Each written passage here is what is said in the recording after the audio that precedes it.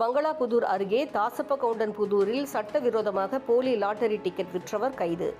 கைது செய்யப்பட்டவரிடமிருந்து 20 போலி லாட்டரி டிக்கெட்டுகள் 1,72,000 ரூபாய் பறிமுதல் செய்யப்பட்டது. கோபி அருகே உள்ள தாசப்பகவுண்டன்புதூரில் தமிழக அரசால் தடை செய்யப்பட்ட போலி லாட்டரி டிக்கெட்டுகள் விற்பனை நடைபெறுவதாக பங்களாபுதூர் இன்ஸ்பெக்டர் திரு முரளிதரனுக்கு தகவல் கிடைத்தது. அதனைத் தொடர்ந்து பங்களாபுதூர் போலீசார் தாசப்பகவுண்டன்புதூர் சக்தி விநாயகர் கோயில் அருகே கண்காணிப்பு பணியில் இருந்தபோது அந்த வழியாக வந்த ஒருவர் போலீசாரை கண்டதும் தப்பியோடினார்.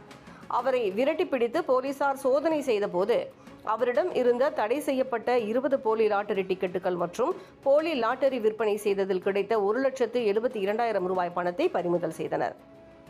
அதைத் தொடர்ந்து பிடிபட்ட நபரிடம் நடத்திய விசாரணையில் அவர் தாசப்பகவுண்டன்புதூர் காமராஜ் நகரைச் சேர்ந்த காளியப்பன் மகன் குமார் என்பது தெரியவந்தது.